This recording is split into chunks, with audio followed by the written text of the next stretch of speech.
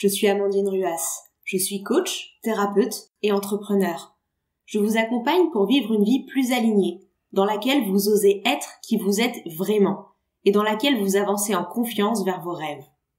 Avant de devenir coach en 2017, j'étais responsable des ressources humaines en entreprise. Aujourd'hui, mon cabinet est à Paris dans le 15e arrondissement, mais je fais aussi mes coachings et mes séances de thérapie en ligne. Je vous accompagne dans votre épanouissement intérieur, mieux accueillir vos émotions et en faire des forces, gagner confiance en vous, mieux vous aimer. Mais aussi, de par mon parcours d'ancienne RH, je vous accompagne également dans votre épanouissement professionnel, dans votre équilibre pro-perso, dans le fait de mettre des limites et de dire non, de bien communiquer, de mieux vous organiser dans votre travail ou encore de dépasser le syndrome de l'imposteur. J'ai aussi accompagné de nombreuses reconversions professionnelles. Je suis formée au coaching, à la programmation neurolinguistique, aux neurosciences de l'accompagnement et à la communication non violente. Dans ce podcast, j'ai à cœur de vous partager et de vous transmettre mes outils, mes clés et mon expérience d'accompagnante pour vous aider à mieux vous connaître, à vous faire confiance et à vous aimer, et aussi à vous mettre en mouvement dans vos projets pour créer et vivre la vie dont vous rêvez. Très bonne écoute. Bonjour à toutes et à tous, j'espère que vous êtes en forme aujourd'hui. Dans ce nouvel épisode, j'avais envie de partager avec vous un sujet qu'il me semble très important de vous expliquer afin de vous permettre une meilleure compréhension de vous-même, de vos pensées, de vos émotions et de votre mode de fonctionnement en général. Ce sujet, c'est le sujet des neurosciences. Alors, tout d'abord, avant de démarrer l'épisode, qu'est-ce que les neurosciences ? Les neurosciences, c'est un ensemble de disciplines scientifiques, la biologie, les mathématiques, la neuropsychologie, la chimie, la physique, qui ont été appliquées à un seul et même champ, celui d'essayer de comprendre comment fonctionne notre cerveau. Les neurosciences, ce sont donc les sciences qui étudient le fonctionnement du cerveau, aussi bien d'un point de vue fonctionnel, c'est-à-dire comment les différentes aires du cerveau interagissent entre elles, quelles sont leurs spécificités, est-ce qu'elles ont un rôle, plusieurs rôles, comment est-ce qu'elles communiquent, d'un point de vue chimique, avec l'émission d'hormones et leur impact sur notre morale, sur nos pensées, sur notre santé, et aussi la façon dont les neurones émettent des informations par le biais de courants électriques. Les neurosciences de façon générale nous permettent de comprendre le fonctionnement de notre cerveau, aussi bien pour comprendre le lien entre cerveau et mouvement, cerveau et pensée, cerveau et douleur, cerveau et langage, cerveau et réflexion. En bref, nous permettre d'apprendre à nous connaître et à comprendre qui est aux manettes de notre esprit. Avoir quelques bases en neurosciences, ça me semble hyper important quand on travaille sur soi, car ensuite on met beaucoup plus facilement en place les changements d'habitude, de pensée, de comportement, quand on comprend quels sont les mécanismes qui sont derrière. En séance, quand je donne à l'un de mes clients un exercice, que ce soit de psychologie cognitive, de coaching, de PNL, et que je peux lui expliquer en quoi cela va transformer le mécanisme de son cerveau, le fonctionnement de son cerveau, quels sont les mécanismes scientifiques derrière cet outil, cela change tout, notamment pour les cartésiens, ceux qui ont vraiment envie de comprendre, ceux pour qui des méthodes comme la PNL, l'hypnose sont assez obscures. À titre personnel, j'ai été cartésienne pendant très très longtemps, et je le suis encore pas mal aujourd'hui. C'est probablement lié à mon éducation, je suis née dans une famille de scientifiques, avec des parents et un frère ingénieur. J'ai ensuite fait donc des études à Sciences Po Paris, qui même si ces études nous ouvrent aux sciences humaines, restent quand même des études de la réflexion, de la pensée, des études cartésiennes pragmatiques. Et puis aussi, en raison de mon caractère, le besoin de comprendre, le besoin de sécurité peut-être, le besoin d'être rassuré. Donc pendant très longtemps, j'ai eu besoin de comprendre. Et quand j'ai découvert l'efficacité impressionnante de techniques comme la programmation neurolinguistique, comme certaines techniques de psychologie positive ou cognitive, comme la communication non violente, je me suis dit, mais qu'est-ce qui se passe en fait ? Comment ça se fait que ces outils, ces exercices permettent de transformer le cerveau ? Et c'est alors que dans mon parcours, après mes formations en coaching, en PNL, en psychologie, j'ai eu envie de me former aux neurosciences. Et j'ai suivi un cursus de 90 heures avec l'Arche, parce que je tenais vraiment à comprendre intellectuellement, par mon cerveau, ces choses que je ressentais ou que je comprenais intuitivement, soit par l'expérience en les vivant, soit par la pratique, quand je voyais que cela marchait avec mes clients. Donc aujourd'hui, au-delà des outils de coaching, je peux vous expliquer de façon bien sûr rudimentaire, je ne prétends pas du tout être une experte en neurosciences, mais j'y suis sensibilisée. Je peux donc vous expliquer de façon rudimentaire en quoi certaines pratiques peuvent transformer votre façon d'être ou de penser. Il y a 5 informations clés que j'ai envie de vous partager et que j'ai découvertes grâce aux neurosciences et qui, je pense, pourront vraiment vous éclairer dans votre compréhension de vous-même.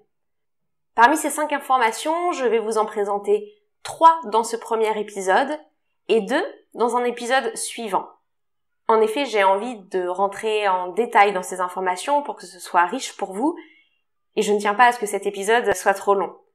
Je répartirai donc ces 5 clés de neurosciences sur 2 épisodes. Dans ce premier épisode, on parlera notamment de la notion d'apprentissage, de la notion de croyance et de comment on les transforme, et enfin, de la mémorisation et de la façon dont booster notre mémoire selon les neurosciences. Dans le prochain épisode, lorsque je vous présenterai les clés 4 et 5, on abordera quelques aspects des psychotraumatismes et de ce que nous en disent les neurosciences, et enfin, on parlera de ce que nous disent les neurosciences, de l'impact du stress dans notre corps et sur notre humeur. Voilà pour le programme. Donc je vous partage ces 5 idées clés, à la fois pour vous donner une meilleure compréhension de vous-même et de votre fonctionnement, mais aussi parce que de plus en plus j'entends autour de moi ce qu'on appelle des neuromythes, c'est-à-dire des croyances, des idées reçues autour des neurosciences. Et il me semble aussi important, peut-être, de les remettre en question et de vous permettre de les mettre en perspective. Parmi ces neuromythes, vous en avez peut-être déjà entendu quelques-uns, par exemple l'idée qu'on utilise seulement 10% de notre cerveau. Alors c'est vrai de dire qu'on n'utilise pas forcément tout le champ des possibles permis par notre cerveau. Par contre, en termes d'espace, on utilise la totalité de l'espace de notre cerveau. C'est pareil, on dit parfois on est plus cerveau droit ou cerveau gauche. En fait, les 2 parties du cerveau fonctionnent et fonctionnent ensemble. Après, ce sont certaines aires du cerveau qui sont plus ou moins développées. Donc il y a eu tout un tas de caricatures qui ont été faites, et parfois c'est très pratique, ça permet de vulgariser, ça permet d'expliquer, mais parfois il y a aussi du coup des croyances qui sont complètement erronées. Et donc, en plus de vous donner ici des clés pour mieux vous comprendre, je trouve ça très intéressant de pouvoir peut-être aussi déconstruire certains de ces neuromythes. Sachant aussi, et c'est important de le savoir, que les neurosciences donc sont une science qui reste récente. Il y a encore des évolutions en permanence, des recherches qui sont faites en permanence, c'est une science qui est en croissance. Je pense par exemple aux études neuroscientifiques qui sont faites autour du sommeil, aux études neuroscientifiques faites autour du chamanisme, pour essayer de comprendre qu'est-ce qui se passe quand quelqu'un est en état de transe, aux études neuroscientifiques qui sont faites par rapport à la méditation pour comprendre ce qui se passe dans le cerveau de quelqu'un qui médite, aux études neuroscientifiques aussi pour mieux comprendre le fonctionnement de l'apprentissage chez les enfants et les grandes fenêtres temporelles de leur apprentissage. Bref, c'est un sujet dans l'air du temps qui est en train de se déployer, et donc il se peut que ce que je vous dise aujourd'hui, dans 10 ans, soit peut-être étoffé par plus de détails, ou peut-être aussi remis en cause dans une certaine mesure. Là, aujourd'hui, je vous partage l'état de l'art de façon présente et surtout, je tiens à le rappeler, avec des métaphores de façon vulgarisée pour que ce soit pédagogique et compréhensible. Et je ne suis pas une neuroscientifique et si jamais vous avez envie d'avoir des recommandations d'études, j'en ai pas mal à vous partager, sachant que dans ma formation, on a aussi été bien aiguillé sur les ressources phares, sur les études qui ont été menées, et donc je pourrais vous en partager, et dans ces cas-là, n'hésitez pas à me le demander, soit en me contactant directement, soit en commentaire de cet épisode. Donc après cette longue introduction, mais qui me semblait importante pour remettre un peu de contexte, eh bien, je commence et je vous partage ces 5 clés qui me semblent importantes d'avoir en tête. La première clé, c'est que le cerveau est plastique. C'est-à-dire qu'il se modèle, évolue selon notre pratique. Ce serait un petit peu comme un muscle, même si, attention, le cerveau n'est pas un muscle, mais je fais ici une métaphore pour illustrer mon propos. Ce serait un peu comme un muscle qu'on développerait à force de pratique et donc qui grossirait à force de pratique, ou qu'on étendrait à force de pratique s'il s'agit d'un stretching, et puis qu'on amenuiserait si on ne le sollicite pas et qui perdrait du volume. Eh bien, le cerveau, de façon métaphorique, c'est un peu comme ça. Les connexions neuronales qui sont associées à une fonction, à une pratique, à un geste, à un type de pensée, vont soit se renforcer et devenir plus solides, entre guillemets, avec la pratique, soit s'amenuiser si jamais on ne les utilise pas. Et en fait, c'est ce mécanisme-là qui permet la création d'habitudes et les mécanismes d'apprentissage et de désapprentissage. C'est la répétition d'une pratique qui va ensuite créer un automatisme parce que plus on pratique, plus les connexions de neurones qui sont liées à ce geste, à cette pratique, à cet acte ou à cette pensée vont devenir solides. Donc par exemple, quand vous conduisez, au début vous apprenez à conduire et vous devez penser à tout. Vous devez penser à chacun de vos gestes, à passer les vitesses, etc. Et puis au bout d'un moment, ça devient de plus en plus fluide parce que vous avez mobilisé des connexions neuronales ensemble qui se sont renforcées et au bout d'un moment, le câblage entre ces neurones est tellement solide, tellement important que l'information passe beaucoup plus facilement et de façon automatique. Et c'est là où vous avez créé un nouvel automatisme. Donc en effet, c'est un petit peu comme si entre vos neurones, il y avait ce câblage interne qui s'épaississait ou s'amenuisait en fonction des fonctions cérébrales que vous sollicitez. Et c'est pour ça que quand vous voulez apprendre à méditer, à vous relaxer, à devenir plus optimiste, à gagner confiance en vous, à apprendre à dire non, à écouter les émotions dans votre corps, eh bien c'est seulement par la répétition et donc par la pratique que ça peut avoir lieu. Parce que plus vous pratiquez, par exemple l'écoute des émotions, plus vous allez mobiliser dans votre cerveau les neurones sollicités pour ce qu'on appelle l'interoception, c'est-à-dire la capacité à ressentir à l'intérieur de soi, et plus ces neurones vont se développer, créer des câbles solides, et plus ce sera facile pour vous par la suite.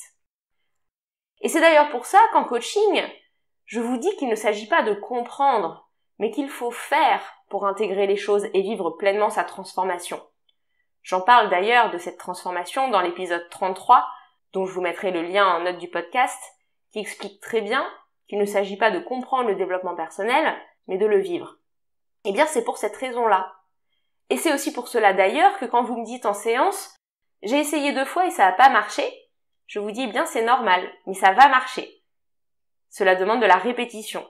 Et c'est pourquoi ensuite, avec vous, je pratique. C'est pourquoi le coaching est un accompagnement sur plusieurs séances, et c'est pourquoi je vous donne des exercices pour pratiquer entre les séances.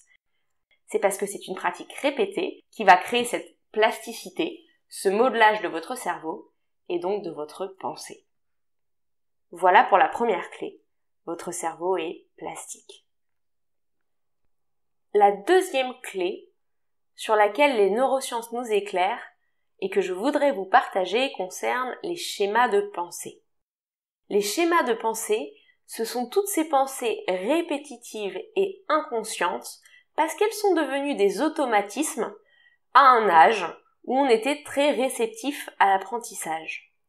Par exemple, si vous avez des parents qui vous ont toujours fait comprendre qu'il fallait être parfait pour être aimé, que si vous ne travaillez pas, vous ne méritez pas de vous reposer ou de prendre du plaisir, que vous ne devez pas montrer vos émotions, ou ce genre de messages à répétition, à la fois véhiculés par leurs mots, par leur comportement à eux, et par leurs exigences envers vous, alors, à force de répétition et de vécu de ces situations dans l'enfance, à un âge où votre cerveau était encore plus plastique, encore plus malléable qu'à l'âge adulte, ces pensées ont été tellement intégrées qu'elles sont devenues des automatismes.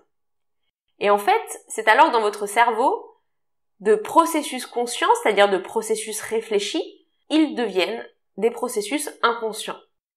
C'est-à-dire que vous ne les questionnez même plus. Vous ne vous dites plus « qu'est-ce que je dois faire pour être aimé ?» mais vous vous dites « je sais très bien que pour être aimé des autres, je dois être parfait ». Vous questionnez plus vos comportements vis-à-vis des autres, mais vous travaillez de façon parfaite, vous essayez d'être un conjoint ou une conjointe parfaite, un ami toujours disponible, parce que pour vous, c'est la façon d'être aimé. Vous ne questionnez plus qu'est-ce que c'est la perfection, Pour vous, nécessairement, la perfection est un chemin vers la relation aux autres. Et donc tout ça, ça n'est même plus conscient. C'est complètement automatisé en vous, c'est devenu une croyance, c'est devenu un schéma de pensée. Et c'est pourquoi ensuite, pour les désapprendre, il va falloir les repérer, ce qui n'est pas toujours facile parce que quand c'est devenu inconscient et automatique, on ne s'en rend parfois même plus compte. Et une fois qu'on les a repérés, ensuite il va falloir les déconstruire, c'est-à-dire permettre au cerveau, à notre pensée de remettre en question ses croyances. Est-ce qu'il n'y a pas des exceptions à ces croyances? Est-ce qu'elles sont toujours vraies? Est-ce que je suis pas en train de généraliser? Est-ce que cette conduite ou cette façon de faire ou de penser me sert vraiment? Est-ce qu'elle m'est vraiment utile? Est-ce que je pourrais faire différemment? Et si oui, comment? Et pour déconstruire ça, et c'est ce qu'on fait dans les séances ensemble, il y a à la fois mettre en place des nouvelles pratiques dans votre quotidien, mais aussi la fameuse programmation neurolinguistique qui va directement agir sur vos croyances et sur la façon dont vous avez intégré émotionnellement ces croyances dans l'enfance. Quand on fait un coaching, on va travailler justement sur ce mécanisme apprentissage-désapprentissage pour venir prendre conscience de ces croyances enracinées, mais surtout utiliser la plasticité cérébrale avec le mécanisme d'apprentissage-désapprentissage pour créer de nouvelles croyances qui vous servent davantage. Troisième clé maintenant, elle concerne la mémorisation. Qu'est-ce que nous apprennent les neurosciences d'intéressant, parmi bien d'autres choses, en matière de mémorisation? Eh bien tout d'abord, on sait avec les neurosciences que la mémorisation est modulée, donc facilitée ou empêchée, par plusieurs paramètres. Je vais vous les lister, puis ensuite je vais rentrer dans le détail. Ces paramètres qui modulent la mémorisation, ce sont les émotions, l'attention, le stress, les connaissances qu'on a déjà, l'entraînement et la notion de rappel. Donc je vais revenir sur chacun d'entre eux.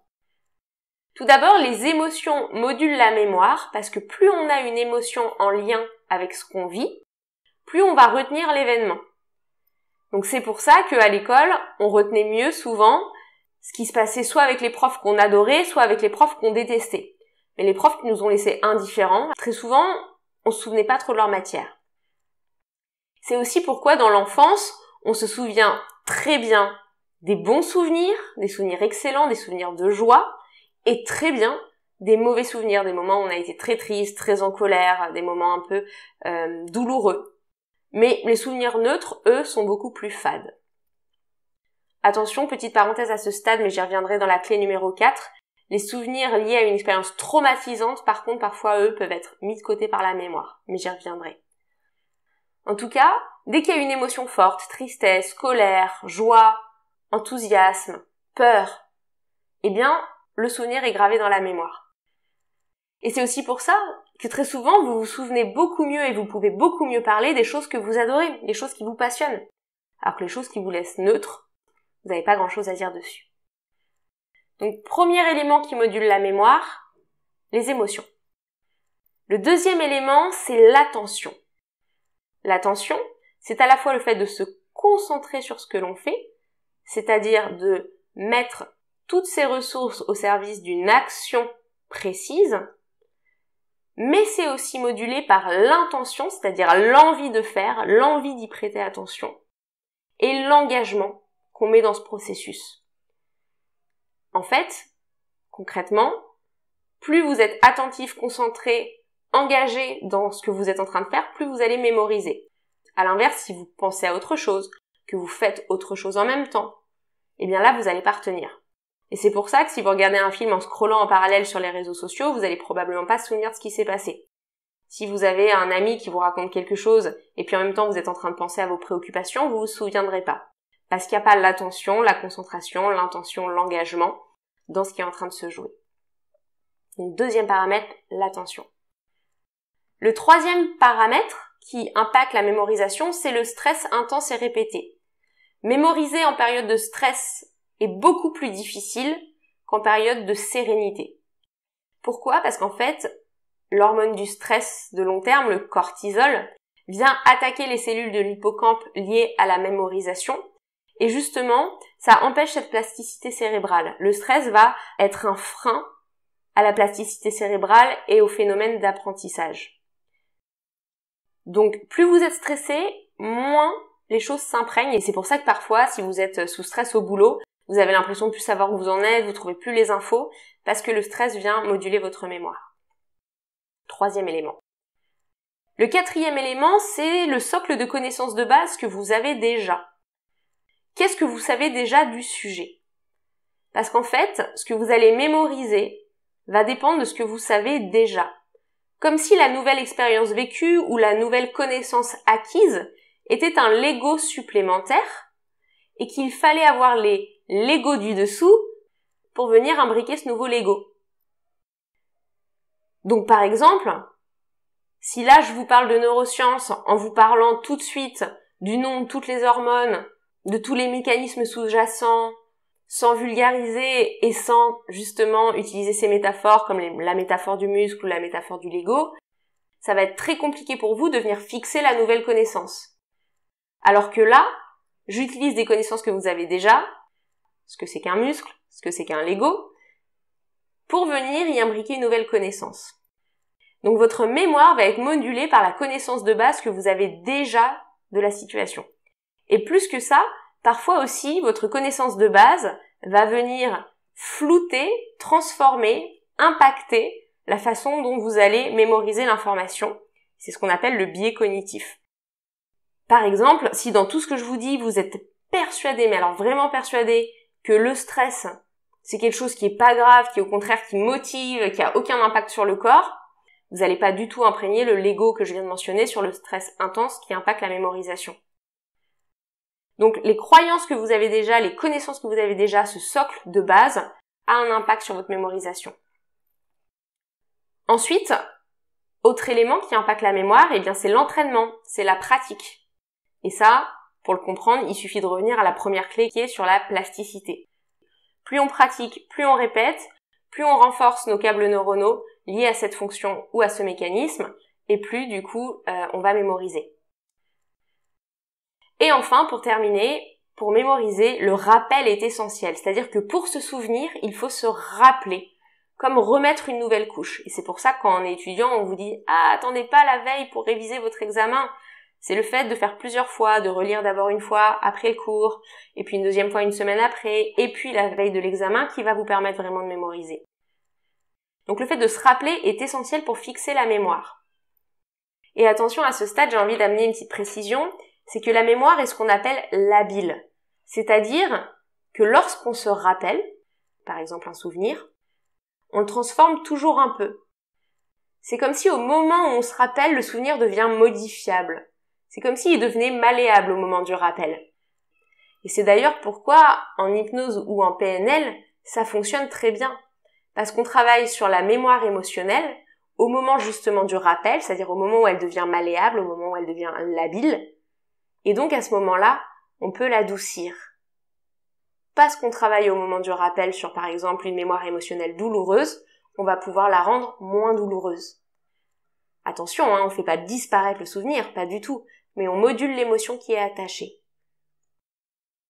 Donc voilà pour des informations très intéressantes, je trouve, que nous apportent les neurosciences sur la mémorisation.